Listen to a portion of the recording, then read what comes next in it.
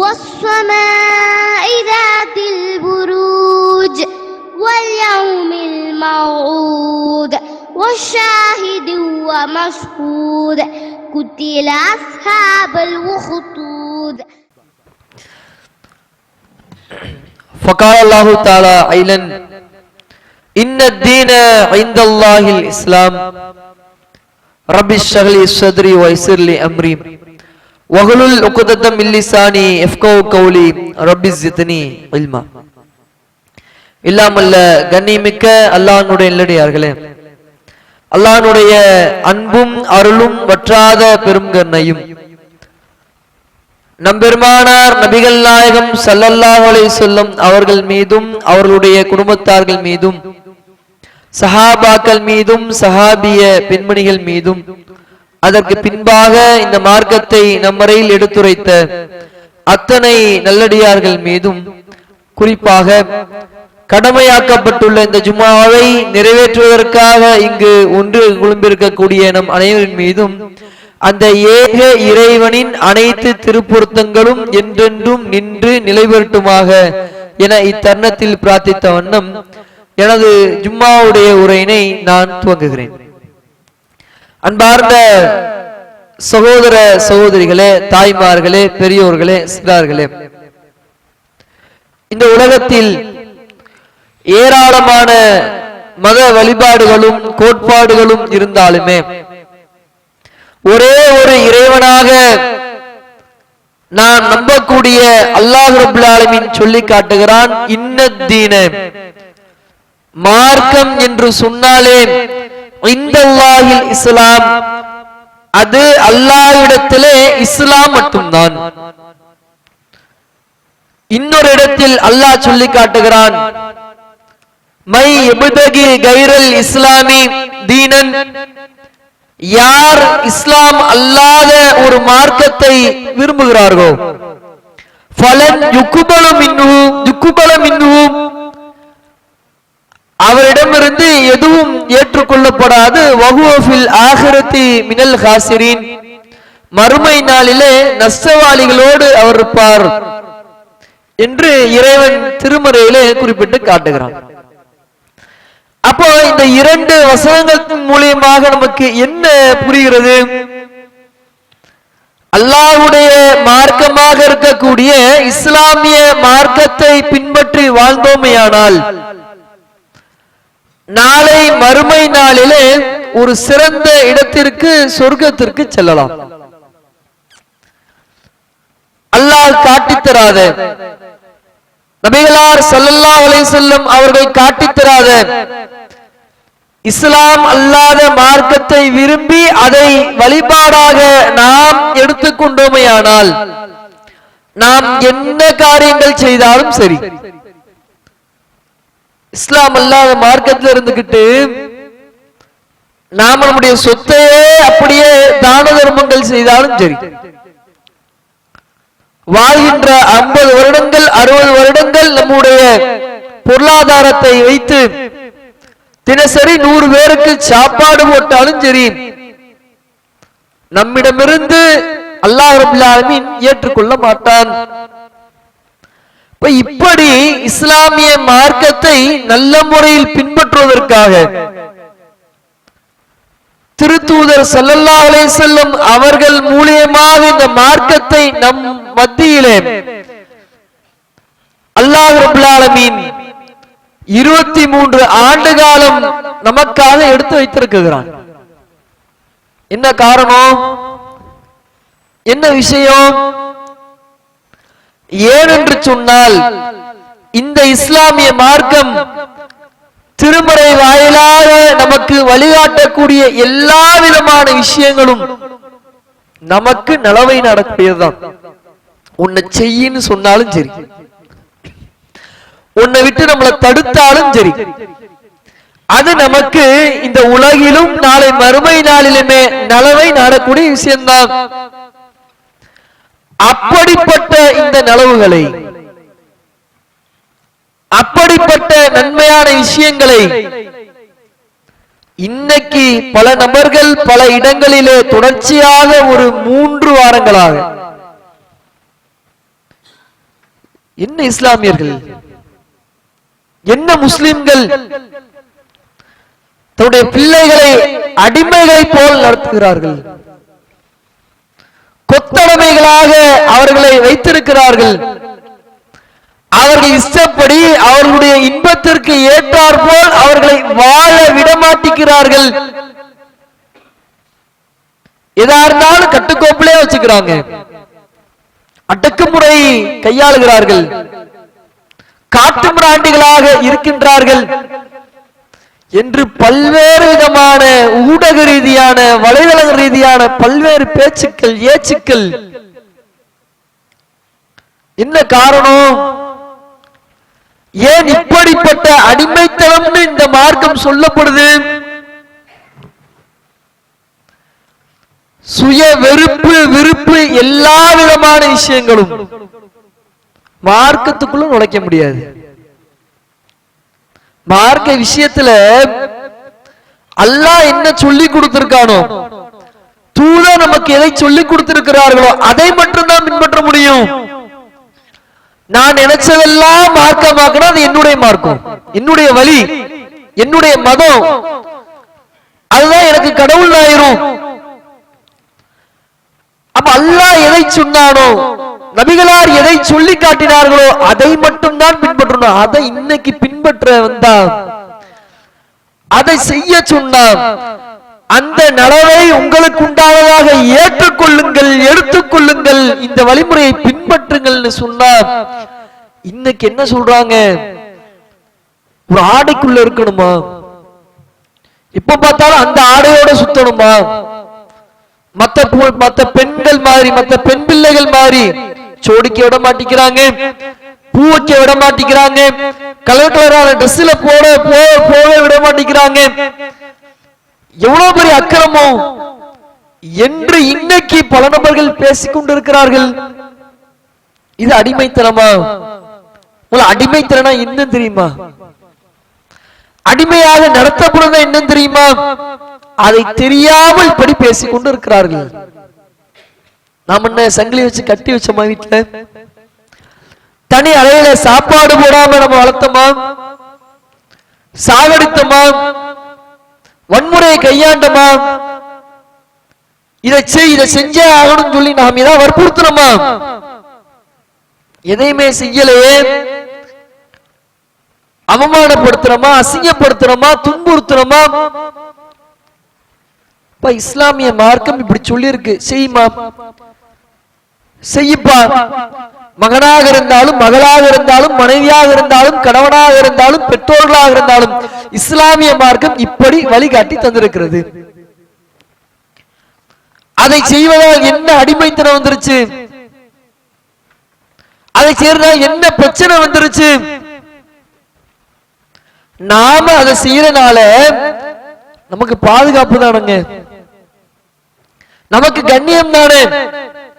நம்மை இழிவுபடுத்தக்கூடிய, நம்மை அசிங்கப்படுத்தக்கூடிய, நம்மை ஏளனப்படுத்தக்கூடிய, நம்மை அவமதிக்கக்கூடிய விஷயங்களை இறைவன் நமக்கு வழிகாட்டுவானா?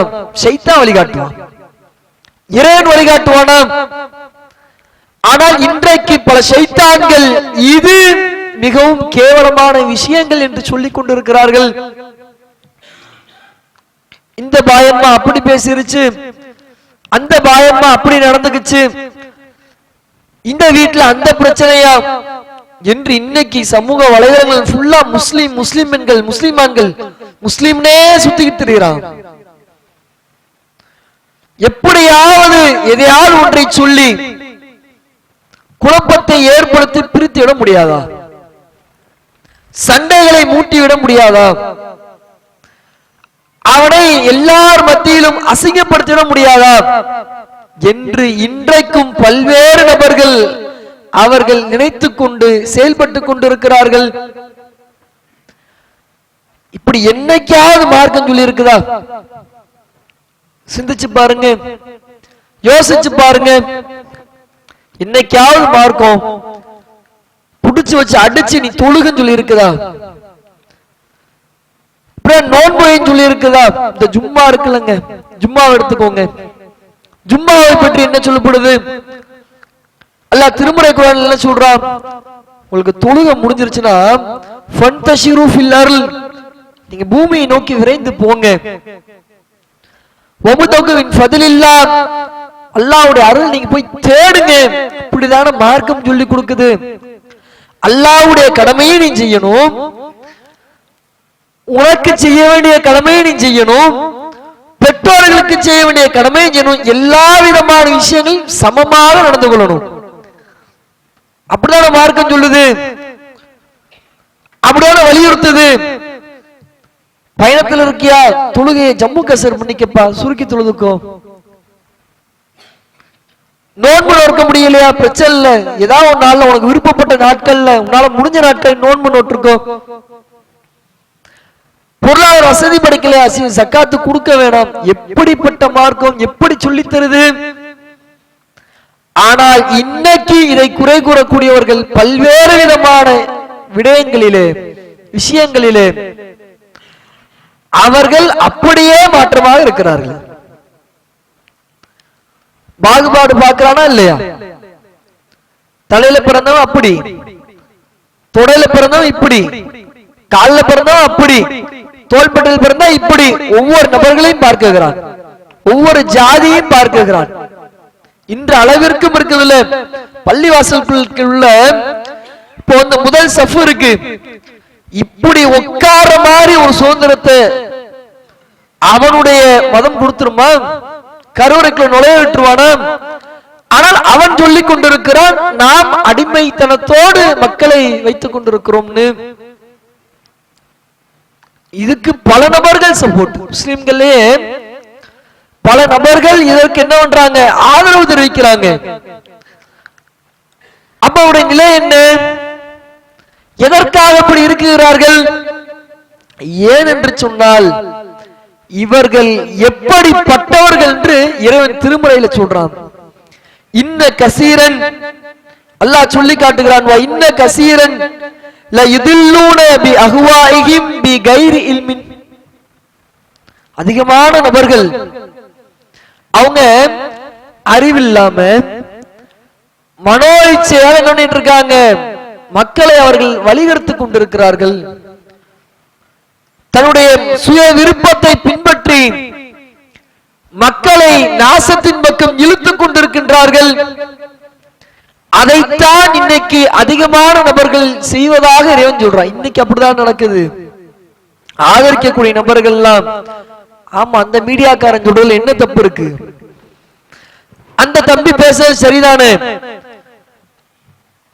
என் புள்ள எனக்கு பிடிச்சமா நடந்துகிட்டா என்ன, அவளுக்கு பிடிச்சமா நடந்துகிட்டா என்ன, என்னுடைய மகன் அவனுடைய தலையை குருவி கூடு மாதிரி வச்சா என்ன, அல்லது ஒரு பக்கம் மலித்து இன்னொரு பக்கம் மலிக்காமல் வைத்தால் என்ன, அல்லது அவன் சட்டையை டைட்டா போட்டா என்ன, பேண்ட் போடாம சுத்துறா என்ன, அவனுக்கு பிடிச்சமா நடக்கிறான், உனக்கு என்ன என்றுதான் இன்றைக்கு பல நபர்கள் பல நிலைகளிலே இப்படி இஸ்லாமிய மார்க்கம் எதை அவனுக்கு கற்றுக் கொடுத்ததோ அதை புரிந்து கொள்ளல. என்ன கற்றுக் கொடுத்துச்சு? நலவாக நாடியது என்ன? அவனுக்கு நலவாக நாடியது எல்லாமே இந்த உலகத்திலும் நாளை மறுமையிலும் பாதுகாப்பை தரக்கூடிய விஷயம். ஆடையா இருக்கட்டும், உணவாக இருக்கட்டும், செயலாக இருக்கட்டும், சொல்லாக இருக்கட்டும், எல்லா விதமான விஷயங்களும் அவனுக்கு இம்மையிலும் மறுமையிலும் பாதுகாக்கக்கூடிய விஷயம். அதே போல அவனுக்கு கண்ணியத்தை ஏற்படுத்தக்கூடிய விஷயம். இப்படி ஏராளமான முறைகளில் தான் இந்த மார்க்கம் நமக்கு ஏராளமான விஷயங்களை சொல்லிக் கொடுக்குது. ஆனா என் முன்ன பாத்தியா, அழகா டான்ஸ் ஆடுது, அழகா பாட்டு படிக்குது, அழகா ரீல்ஸ் எடுக்குது என்று இன்னைக்கு இஸ்லாமிய மார்க்கத்தினுடைய அந்த வட்டத்தை விட்டும் வெளியேறி சென்றவர்களாக ஏராளமான பெற்றோர்கள் தங்களுடைய பிள்ளைகளை வழிநடத்தி கொண்டிருக்கிறார்கள். ஏன் அப்படி இருக்கிறான்? என்ன காரணம்? என்ன விடயத்தினால் அவர்கள் தங்களுடைய பிள்ளைகளுக்கு ஆதரவாக நிற்கிறாங்க? ஏன் அப்படி இருக்கிறாங்கன்னு அல்லாஹ் திருமறை குர்ஆன்ல சொல்லி காட்டுறான். எப்படிப்பட்ட வார்த்தைன்னு பாருங்க. ரசூல்லா பார்த்து சொல்றான், வஸ்பிர் நஃப்ஸக, நபியே நீங்க என்ன பண்ணுங்க, உங்களுடைய உள்ளத்தை நீங்கள் நிலையாக வைத்துக் கொள்ளுங்க. மஅல்லதீன யதுஊஹும் ரப்பஹும் பில் கதாவதி வல் அஷீம் யுரீதுன வஜ்ஹஹு, அல்லாஹ்வுடைய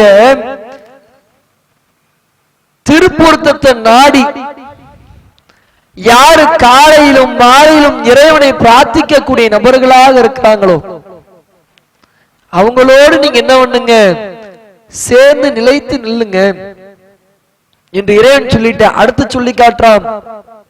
வலா தஅது, அல்லாஹ் அடுத்து எப்படி இருக்க கூடாதுன்னு சொல்றான்.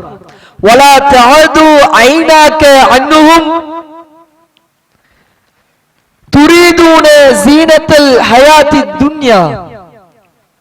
அல்லாஹ் சொல்லி காட்டுறான், இந்த உலக வாழ்வினுடைய அலங்காரங்கள் அதை நீங்கள் விரும்பி அந்த இறையச்சவாதிகள் இருக்கிறார்களே அவர்களை விட்டும் உங்களுடைய கண்களை நீங்கள் திருப்பிவிட வேண்டாம்.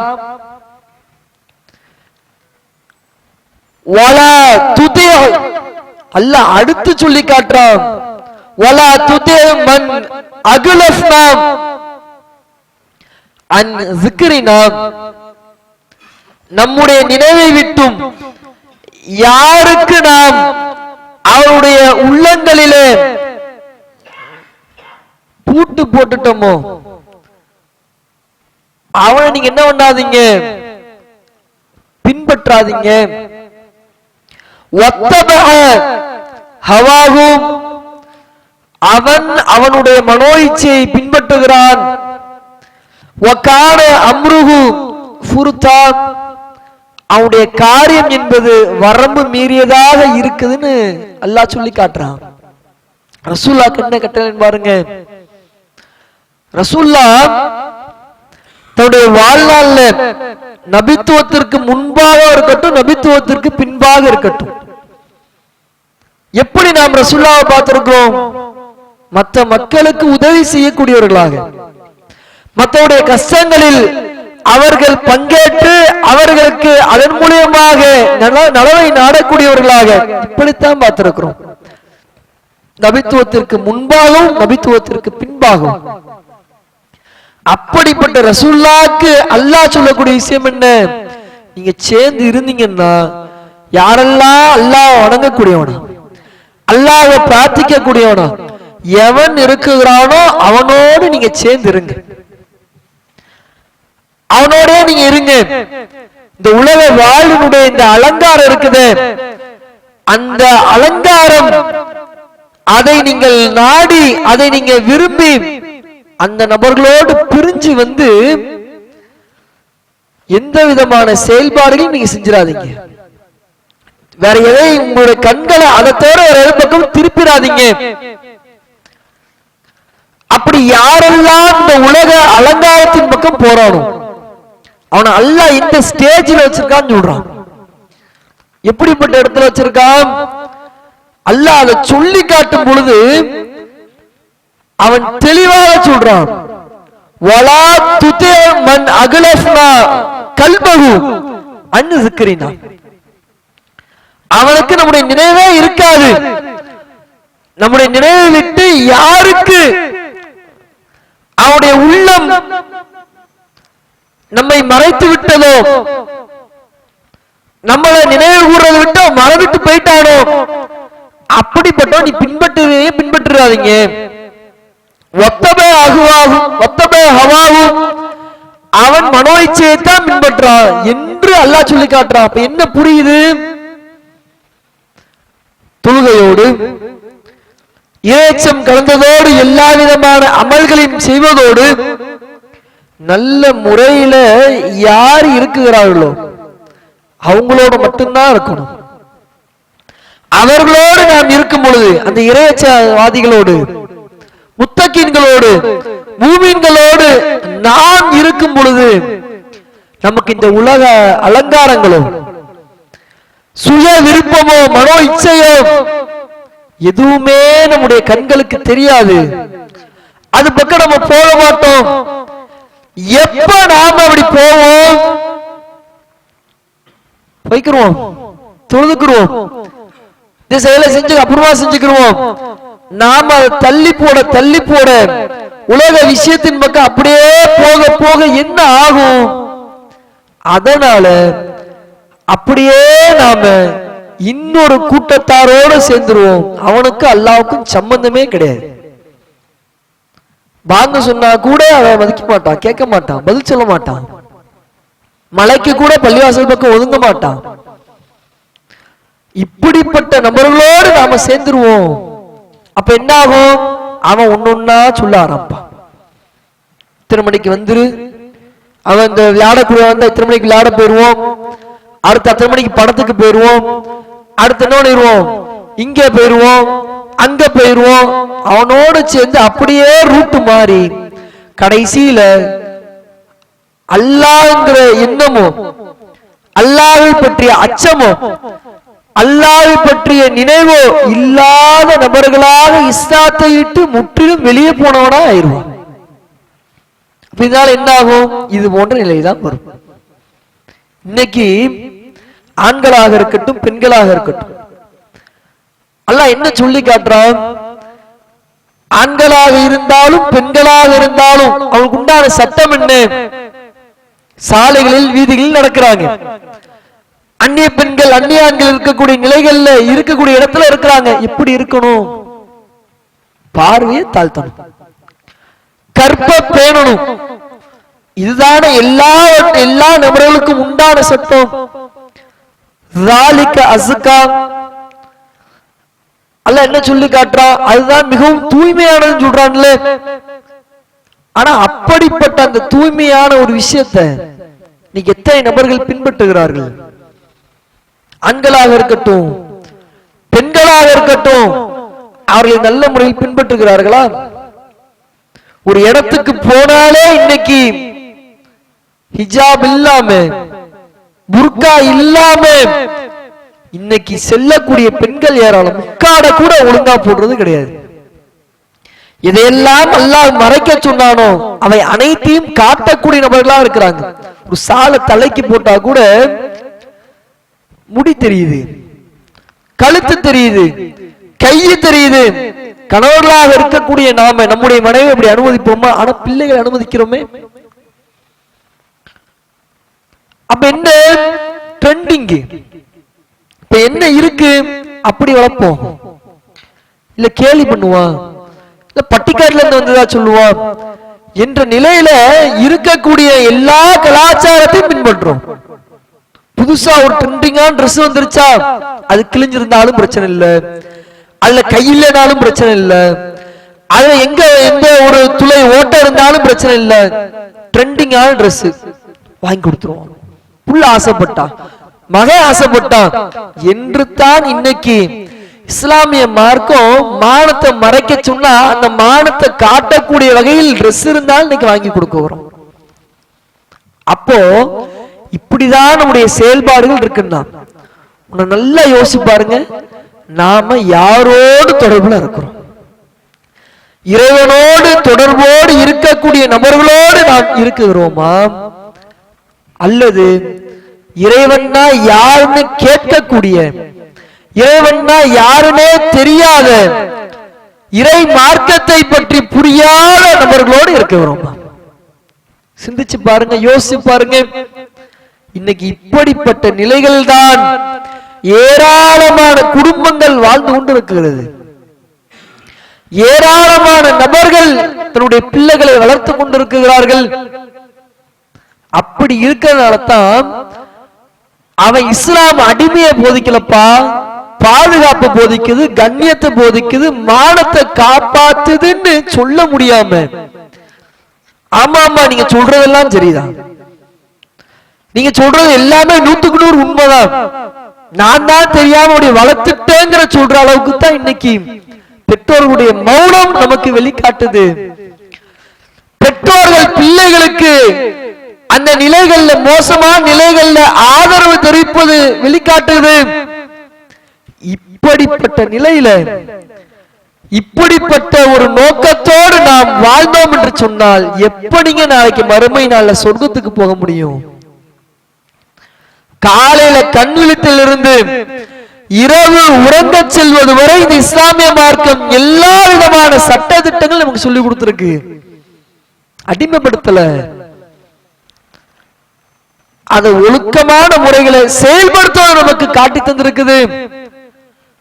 ஆனால் அப்படிப்பட்ட விஷயங்களை இன்றைக்கு ஏராளமான நபர்கள் பின்பற்றாமல் இருப்பது மிகவும் வருத்தத்துக்குரிய விஷயம். நமக்கு நாமே நாளை மறுமை நாளில் பிரச்சனையை ஏற்படுத்தக்கூடிய விஷயம். ஆகவே உலகத்தில் வாழக்கூடிய தருணத்தில், உலகத்திலே நாம் இருக்கக்கூடிய இந்த வாழ்நாளிலே மூத்தா போறதுக்கு முன்னாடி வரைக்கும் இறைவன் ஒருத்தந்தான் நம்பி இருக்கிறோம்ல. இறை தூதர் ஸல்லல்லாஹு அலைஹி வஸல்லம், முஹம்மது நபி ஸல்லல்லாஹு அலைஹி வஸல்லம் தான் நம்பி இருக்கிறோம்ல. அது உண்மை என்றால்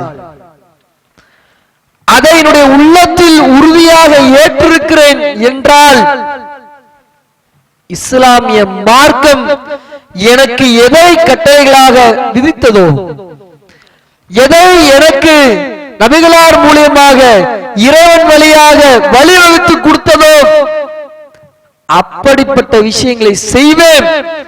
என் பிள்ளைகளுக்கு செய்ய வைப்பேன், என்னுடைய தலைமுறைகளுக்கு அதை வழிகாட்டுவேன் என்ற நிலைகளில் நாம் இருந்தோம் என்று சொன்னால் நாளை மறுமை நாளிலே அல்லாஹ்விடத்திலே கண்ணியமான சொர்க்கத்தை பெற முடியும். அப்படிப்பட்ட நிர்பாக்கியத்தை அல்லாஹ் ரப்பல் ஆலமீன் நம் அனைவருக்கும் ஆக்கி விடுவானாக. அஸ்ஸலாமு அலைக்கும் வரஹ்மத்துல்லாஹி வபரகாத்துஹு.